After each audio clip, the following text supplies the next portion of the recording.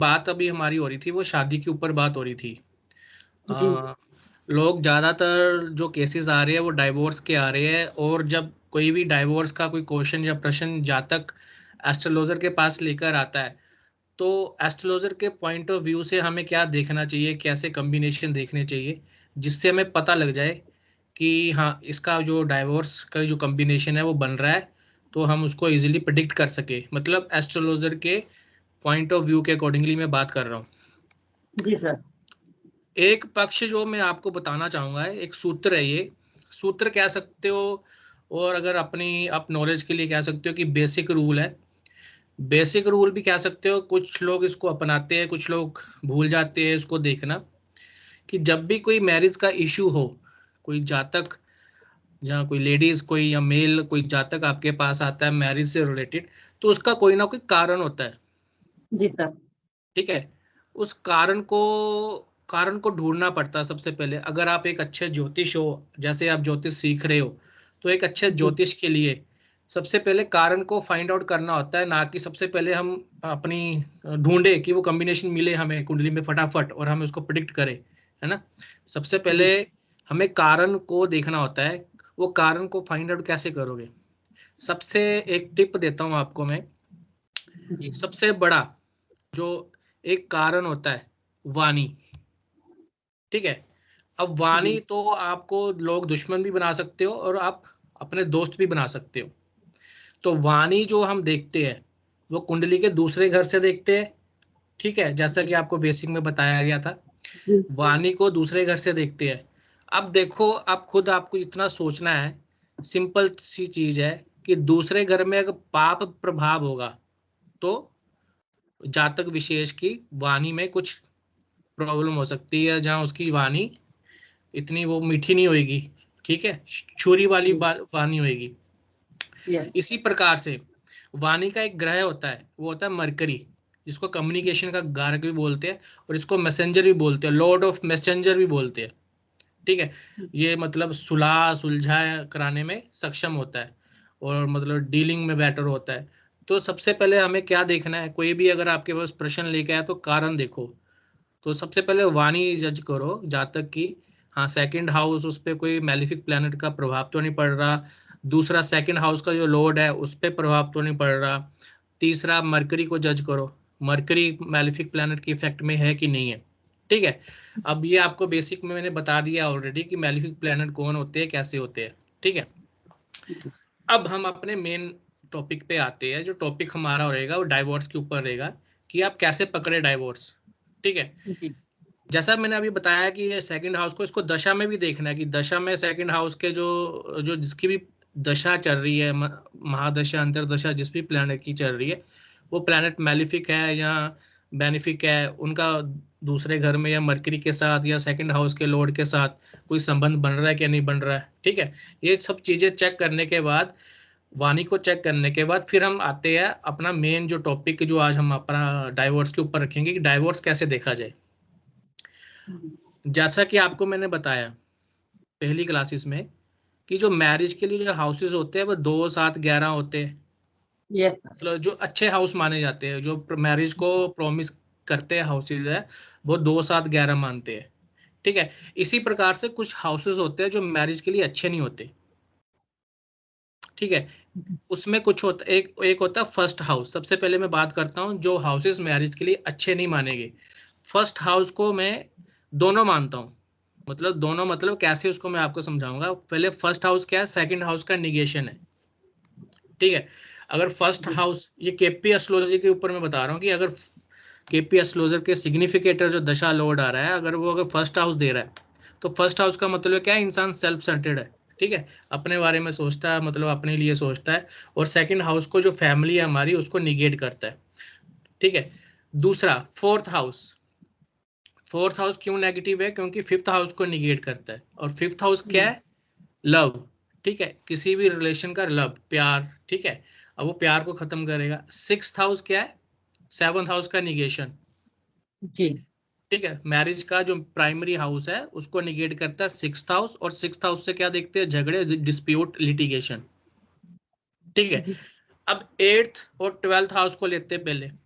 अब 8th और 12th house अगर 1, 4, 6 के साथ आए तो इनको नेगेटिव मानेंगे, ठीक है। अब 10th हाउस को भी नेगेटिव लेंगे, वो क्यों लेंगे? अथॉरिटी, केस जो जाएगा कोर्ट पे जाएगा, ठीक है। अब कोर्ट फैसला करेगा, कोर्ट में फैसला करने वाली की जो पावर है वो जज के पास है, जज सहमति देगा तभी डाइवोर्स होगा।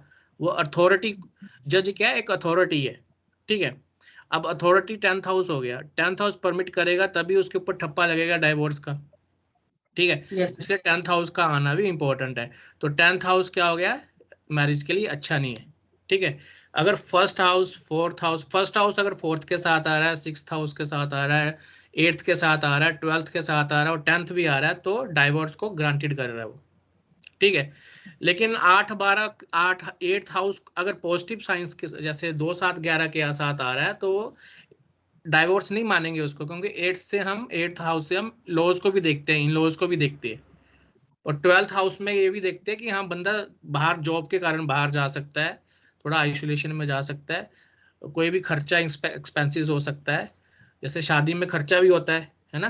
तो 12 हाउस से शादी होगी तो 12वां हाउस भी तो होगा ही आएगा, क्योंकि खर्चा होगा, 8वां भी आएगा आएगा क्योंकि इन लॉज आएंगे आपके जीवन जी में। तो जी 8 और 12 को हम तभी जोड़ेंगे जब उसका नेगेटिव हाउसेस के साथ कॉम्बिनेशन बने, ठीक है। जैसे 4, 6, 10 के साथ 8, 12 आएगा तब उसको ज्यादा हम मैरिज के लिए नेगेटिव मानेंगे। तो जी सबसे पहले हमें ये समझना है, मैरिज को जो प्रॉमिस वाले हाउस है वो 2, 7, 11 है, ठीक है। 2, 7 मतलब second house, 7th house, 11th house, ठीक है। कोई शादी होगी तो मेंबर मैरिज में आएगा ना, फैमिली में आएगा ना, तो फैमिली हमारी कौन सी है? सेकंड हाउस, ठीक है। जी 11th क्या है? सोसाइटी, हमारी इच्छा पूर्ति, ठीक है। तो फ्रूटफुल और फ्रेंडली संबंध के लिए 11th हाउस भी इंपॉर्टेंट है। 7th हाउस तो contract of marriage, primary house तो है ही मैरिज का। जी तो ये 2, 7, 11 पॉजिटिव हो गया, ठीक है। अब जो नेगेटिव हो गया वो कौन कौन से बताए मैंने? 4, 6, 10 है ना। अगर इसमें यस 12 भी आ जाए और 8 नेगेटिव हाउस के साथ आएंगे तो नेगेटिव हाउस के की तरह एग्जैक्टली ही फेवर में ही काम करेंगे, ठीक जी है। अब आपको ये दशा देखनी है कि इनकी दशा दशा किस लॉर्ड की है। अगर वो 4, 6, 10 दे रहे हैं, 12 दे रहे हैं, 4, 6, 10, 8, 12 दे रहे हैं, फिर तो वो निगेट कर रहे हैं, ठीक है। वो डाइवोर्स को दिखा रहे हैं। अब देखो, अब डाइवोर्स की बात होती है जब हम शादी की बात करते हैं तो दोनों की कुंडलियां मिलाते हैं, दोनों पार्टनर की कुंडलियां मिलाते हैं ना, अकेली एक कुंडली को तो नहीं मिलाते हम, ठीक है। दोनों इसी प्रकार से जब हम डाइवोर्स का केस देखते हैं ना, दोनों पार्टनर का देखो, अगर एक पार्टनर का देख रहा है दशा दे रहा है 2, 7, 11 और दूसरे पार्टनर का दे रहा है 4 से 10 नेगेटिव कर रहा है, तो मतलब उनमें क्या है? अनबन हो सकती है, लेकिन वो डाइवोर्स के लिए नहीं जाएंगे, ठीक है। मेरे कहने का जी तात्पर्य ये है, अगर आप कुंडली दोनों मेंबर की, जब शादी के समय जब आप कुंडली दोनों मेंबर की बना रहे हो, जातक की मैच कर रहे हो, दोनों के ग्रहों की पोजीशन को जज कर रहे हो, दोनों की ग्रहों को जज कर रहे हो, कुंडली कैसे मैच होती है? उनकी दोनों की दशा देखते हैं ना करंट में। इसी यस प्रकार से जब आपको डाइवोर्स देखना है, दोनों के केस में देखना है कि नेगेटिव हाउस तो नहीं आ रहे, अगर एक के जी नेगेटिव आ रहे हैं, एक के पॉजिटिव आ रहे हैं, लेकिन हाँ उनमें अनबन हो सकती है, डिस्प्यूट हो सकते हैं, लेकिन वो डाइवोर्स तक नहीं जाएंगे। तो आपको ये याद रखना है। आपने प्रश्न पूछा था इसलिए मैंने इस टॉपिक को छेड़ लिया। तो जी ये इसमें कुछ और भी बातें हैं जो आपको मैं वीडियो में नहीं बता सकता हूँ। तो जो आज का जो आपका प्रश्न था डाइवोर्स का कि आपको कैसे पता लग जाए फटाफट, वो आपको सबसे पहले तो कोई भी जातक आता है, ठीक है, आपको कारण फाइंड आउट करना है, सेकंड हाउस को जरूर जज करना होता है। उसी प्रकार से फोर्थ हाउस क्या है? फिफ्थ हाउस को प्यार को खत्म करता है, ठीक है। और जी फोर्थ हाउस एक जातक का सुख स्थान भी होता है। इसमें और भी चीजें ऐड करने को है, लेकिन वो थोड़ा सा उसमें एडवांस लेवल हो जाता है, तो वो जब हम नेक्स्ट क्लास करेंगे धीरे धीरे चलेंगे। तो लेकिन जो आज का विषय था हमारा वो था डाइवोर्स का। तो आपको जब भी डाइवोर्स देखना है तो जो नेगेटिव हाउसेस मैंने बताए हैं 4, 6, 10, 8 और जी सर 12, 8 और 12 यस 4 से 10 के साथ उसकी फेवर करेगा, ठीक है। ये दोनों के चार्ट में देखना है, क्योंकि जब हम कुंडली देखते हैं दोनों की दशाओं को देखते हैं, और डाइवोर्स के समय भी हमने दोनों की दशाएं देखनी है, ठीक है, कि दोनों की दशाएं दोनों को नेगेटिव दे रही है कि नहीं दे रही है, तभी डाइवोर्स तक जाएंगे वो। तो ये आज का जी टॉपिक था।